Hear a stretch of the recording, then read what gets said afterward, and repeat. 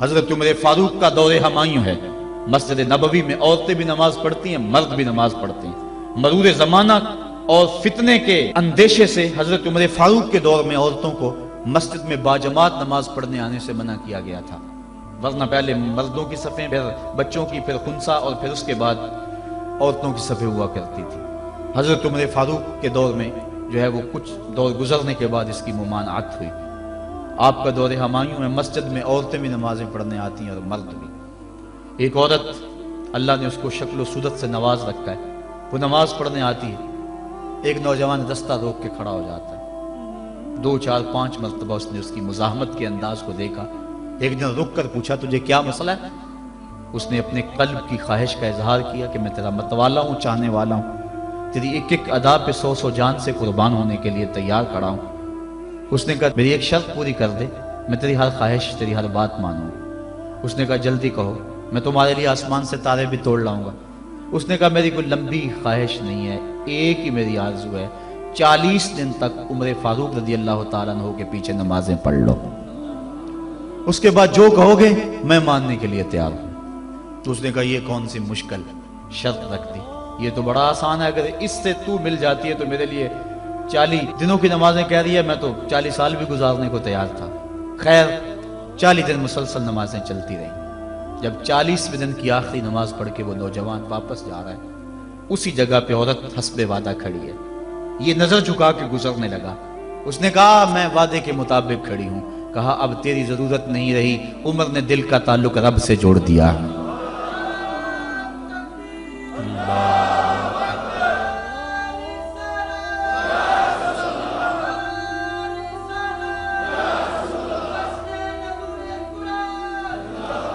اگر ہم 40 سال ہمارے پیچھے لوگ نمازیں پڑھتے رہیں اور ان میں تبدیلی نہ آئے تو پھر ہمیں سوچنا چاہیے نا، مجھے سوچنا چاہیے کہ 40 سال ہو گئے ایک بندہ میرے پیچھے نماز پڑھا، اس میں تبدیلی نہیں آ رہی، 40 دن نماز پڑھی، قرآن دل سے نکلا اور زبان کے ذریعے سے دل میں پیوست ہو گیا، دل کی دنیا بدل گئی۔ کاش کہ وہ لوگ دوبارہ منصہ شہود پہ آ جائیں اور وہ لوگ دوبارہ مصلوں کی زینت بن جائیں، جن کے لبوں سے قرآن جب نکلتا ہے تو فرشتے بھی آفرین آفرین کرتے ہیں، اور قرآن دلوں پہ اثر کرتا ہے اور دلوں کے زنگ اترتے ہیں اور روحوں کو قرار ملتا ہے۔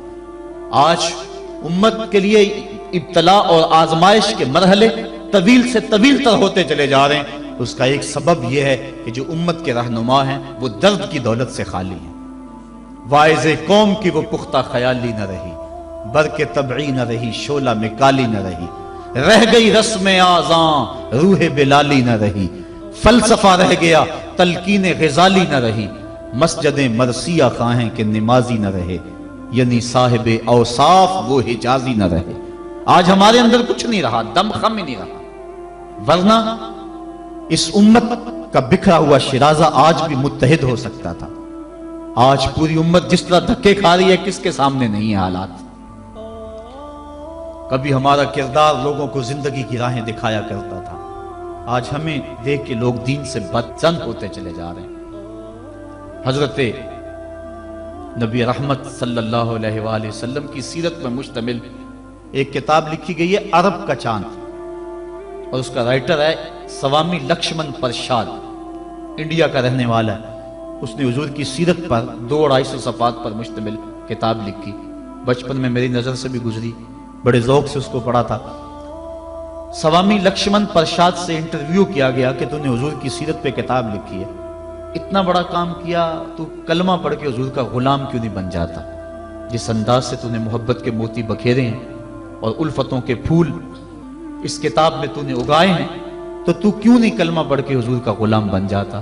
تو لالو کا جواب سنیے، ہماری آنکھیں کھول دینے کے لیے کافی ہے، اور اتنا زناٹے دار تماچا ہے، اگر ہم محسوس کریں تو صدیوں اس کی کسک نہ جائے، اگر نہ محسوس کریں تو وہ ایک گاڑی کے پیچھے لکھا تھا عقل نہ ہو تو موجیں ہی موجیں، لیکن اگر سمجھنے کی بات ہو تو اتنی بڑی تنبیہ ہے کہ پاؤں کے نیچے سے زمین نکل جاتی ہے اور ہمیں اپنے وجود سے شرم آتی ہے، ہمارے جسم کا ایک ایک رواں پسینے سے شرابور ہو جاتا ہے۔ سوامی لکشمن پرشاد نے جواب دیا، کہا جب میں حضور کی سیرت لکھنے بیٹھا، بڑی بڑی امہات کتب سیر کو پڑھا، اور اس کے نتیجے میں نے یہ کتاب تیار کی ہے۔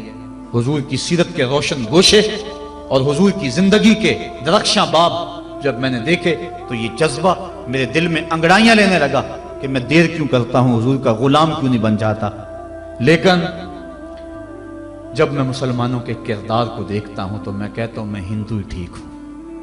हमारा किरदार लोगों के ईमान के रास्ते में रुकावट बना हुआ है। जब अमेरिका के खिलाफ नारे लग रहे थे, उन नारे लगाने वालों में मैं भी शामिल था, लेकिन एक बात मैंने कही थी, मैंने कहा आज हम दुनिया की इस ताकत के साथ टक्कर देने की बात तो करते हैं, लेकिन हमने कभी अपने किरदार को झांक करके भी देखा। जिस बस्ती, जिस शहर और जिस मुल्क की हालत यह है कि वाटर कूलर के ऊपर लगे हुए जो गिलास हैं वो भी जंजीरों से बांधे हुए हों, वो कौम अमेरिका जैसी कौम से टक्कर नहीं कर सकती है। मस्जिदों की लैट्रीनों के गंदे लोटे भी संगलियों से बांधने पड़े। जिस कौम का यह किरदार है, क्या वो कौम पनप सकती है, जहान में नशो नमा पा सकती है? हम तो इस कदर गिरावट का शिकार हैं, हम इस कदर गिरे हुए हैं कि हमारी लैट्रीनों के गंदे लोटे वो भी बांध के रखने पड़ते हैं, वरना हम इतने चोर हैं कि वो भी उठा के ले जाएं। तो जिस कौम का ये हाल हो, वो कौम क्या दुनिया की ताकतवर कौमों की आंखों में आंखें डाल के बात कर सकती है? आज हमारा अलमिया यही है, हमारे पास सब कुछ है, लेकिन हमारे पास वो ईमान की हरारत नहीं रही, वो दयानत नहीं रही, वो रोशनी और वो नूर नहीं रहा, वो हमारे पास वो उजाले नहीं रहे। कुरान ने हमें जो जिंदगी गुजारने का ढब दिया है, हमारे पास वो ढब नहीं रहा। हमारी जिंदा लाशें लोगों के ईमान के रास्ते में रुकावट बनी हुई है। वरना हम अपने सदर इस्लाम में देखते हैं और बाद की कहानियां पढ़ते हैं तो दंग रह जाते हैं। इमाम मोहम्मद का जनाजा उठता है तो एक यहूदी आगे बढ़ के जनाजे की चारपाई को कंधा देने की ख्वाहिश करते हुए आगे बढ़ता है, और जो ही कंधा इमाम मोहम्मद के जनाजे की चारपाई पे छूता है तो उसके लबों पे कलमा जारी हो जाता है। हमारे बुजुर्गों की लाशें भी दीन दिया करती थी, उनकी मैयतें भी लोगों को कलमा दिया करती थी, और हमारी जिंदा लाशें लोगों को इस्लाम से हटा रही हैं। मैंने और आपने अपने रवैये को देखना है, अपने अमल पे गौर करना है। उलमा ने अपने मनसब को देखना है, जो सूफियाए अज़्ज़ाम हैं, मशाइख हैं, उन्होंने अपने मनसब को देखना है, और जो अवाम है उन्होंने अपने मनसब को देखना है। तेरे सोफे हैं फरंगी, तेरे काली हैं ईरानी, खून के आंसू रुलाती है जवानों की तन आसानी, हर कोई मस्ते मए ज़ौक़ तन आसानी है। तुम मुसलमान हो ये अंदाज़ मुसलमानी है, हैदरी फक्र है न दौलत उस्मानी है, तुमको असलाफ से क्या निस्बत रूहानी है, वो मुअज़्ज़ज़ थे ज़माने में मुसलमान होकर, तुम खार हुए हो तारिके कुरान होकर।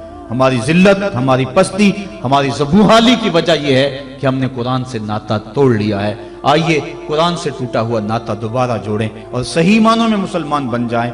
जब सही मानों में मुसलमान बन जाएंगे तो दुनिया की बड़ी ताकतें हमारे सामने खम हो जाएंगी। हम तो 313 होके नहीं दबे थे, अब तो दुनिया की एक बहुत बड़ी कुव्वत है अहले ईमान। तो आइए हम कुरान मजीद से अपने राब्ते को मजबूत तर करें और कुरान मजीद की जो तालीमात हैं उन तालीमात को अपने मुआशरे में नाफिज करने की कोशिश करें। देखिए हमारा मुआशरा इस वक्त जिस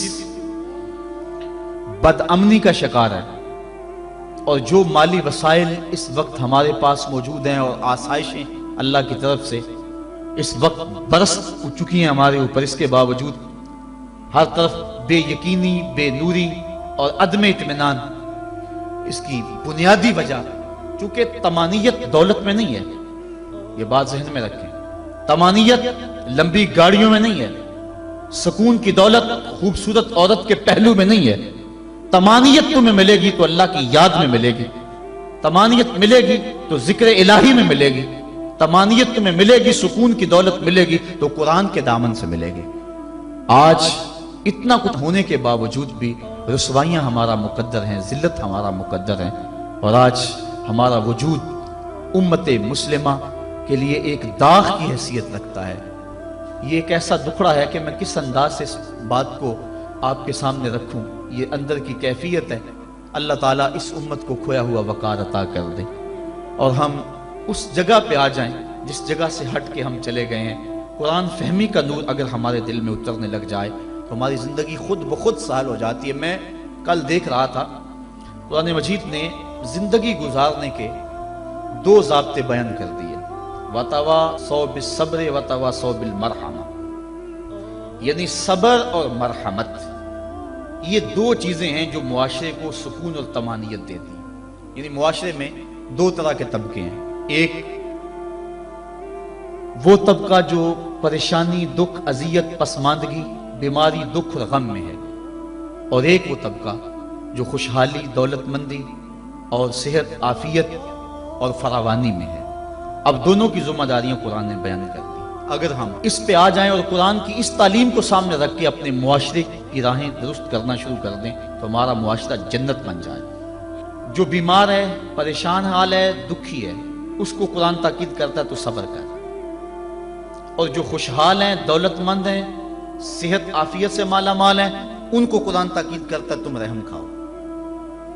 اور اگر مصیبت زدہ صبر کی کوشش شروع کر دے، اور جس کے پاس دولتوں کی، عافیتوں کی، صحت کی فراوانی ہے، وہ دوسروں کے دکھ بانٹنا شروع کر دے، تو آپ بتائیں کہ معاشرے کے اندر کتنا حسن پیدا ہو جائے. لیکن ہم نے کبھی اس نظر سے دیکھا ہی نہیں. عید الفطر کے موقع پہ پچھلے سال اس پر مفصل گفتگو کی تھی. جو احباب وہاں موجود تھے انہیں یاد ہوگا کہ ہماری عید کیا ہوتی ہے. ایک طرف تو خوشیوں کے گہوارے ہیں اور دوسری طرف غم کے اندھیرے ہوتے ہیں اور ہم عید منا رہے ہوتے ہیں. ہماری عید جو ہے وہ غریبوں کو، پسماندہ لوگوں کو، پریشان، دکھی اور بیماروں کو، ان کو اپنی خوشیوں میں شامل کرنے کا نام حقیقی عید یہ ہے. اپنی خوشیوں کو خرید لینا اور اپنی خوشیوں کا متوالا ہو جانا یہ ایک مومن کا مزاج نہیں ہے. وہ دوسروں کو ساتھ لے کے چلتا ہے. عید کے دن کلیجہ پھٹتا ہے جب ایک طرف امیر کا بگڑا ہوا بچہ گولڈن سیب کا ایک کونا کاٹ کے دوسرا کتے کے آگے ڈال رہا ہوتا ہے، اور دوسری طرف بیوہ کا غریب بچہ چھابڑی لگا کے آلو چھولے بیچ رہا ہوتا ہے. بچوں کے جذبات تو ایک جیسے ہوتے ہیں، وہ ایک طرح سے سوچتے ہیں. ہر بچہ بچپن میں بادشاہ ہوتا ہے. اگر امیر کا بچہ کھیلنے کو چاند مانگتا ہے تو یہ آرزو غریب کے بچے کی بھی ہوتی ہے. یہ عید کے دن بھی تفریق ہم نہیں مٹا سکتے. میں نے کرن نامی اس عورت کی مثال دی تھی کہ جس نے اپنے مزدور باپ سے کانچ کی چوڑیاں مانگی اور وہ کانچ کی چوڑیاں بھی فراہم نہ کر سکا تو اس نے خودکشی کر لی. بچی کی عمر 7 سال تھی. کیا وہ معاشرے کے کندھوں کے اوپر بوجھ نہیں ہے؟ اگر ہمسایہ بھوکا سو جائے تو نماز قبول نہیں ہوتی. اور آقا کریم نے تو یہاں تک فرمایا اپنے گوشت کی خوشبو سے ہمسائے کو تکلیف نہ دو. یا تو تھوڑا سا پانی زیادہ ڈال لو اور شوربے ایک پیالی ہمسایوں کے گھر بھی بھیج دو. اور اگر ایسا نہیں کر سکتے تو ایسے وقت میں وہ گوشت پکاؤ کہ ہمسائے کے بچے اگر مچل پڑے اور انہوں نے ضد کر لی اور غریب باپ ان کی ضد کو پورا نہ کر سکا تو ان کے دکھوں کا مداوع کس کے پاس ہے؟ یہ شریعت کا مزاج ہے. عید کے دن، عید کی رات جو موانست کی رات ہے، جو محبتوں کی رات ہے، دکھ لوگوں کے بانٹنے کی رات ہے، وہاں بے چراغ گھروں کا رخ کرو. اور جن کے گھروں کے اندر سکون اور طمانینت نام کی کوئی چیز نہیں ہے، جن کے گھر کے اندر خوشی نام کی کسی چیز کا بسیرا نہیں ہے، عید کے دن وہ دکھی گھر ڈھونڈو اور محبتیں جا کے ان گھروں میں تقسیم کرو. اور عید کی خوشیوں میں اگر ان کو شامل کر لیتے ہو تو یہ قرآن کا مزاج ہے. وَتَوَاصَوْا بِالصَّبْرِ وَتَوَاصَوْا بِالْمَرْحَمَةِ. ایک طبقہ جو ہے وہ بھی واویلا نہ کرے، دکھ آ جائے تو دکھ کو برداشت کرے. اللہ دکھ پر صبر کرنے پر بھی اجر رکھا ہوا ہے. ایک خاتون حضور کی خدمت میں حاضر ہوئی، حضور مرگی کے دورے پڑتے ہیں تو میرے لیے دعا کرو کہ میں جب گرتی ہوں تو میرا سطر بھی کھل جاتا ہے. تو آقا کریم نے فرمایا اگر تو کہے تو میں دعا کر دوں، اور اگر تو صبر کر تو تجھے اللہ جنت عطا فرمائے گا. اس نے عرض کی حضور مجھے جنت والا سودا قبول ہے، مجھے یہ مرگی کے دورے پڑتے رہیں لیکن صبر کروں گی جنت مجھے مل جائے. لیکن اتنا ہے کہ عورت ذات ہوں جب گرتی ہوں تو پردہ کھل جاتا ہے. یہ آرزو ہے کہ پردہ سطر نہ کھلے. فرمایا ہاں سطر نہیں کھلے گا لیکن مرگی کے دورے بدستور موجود رہیں گے.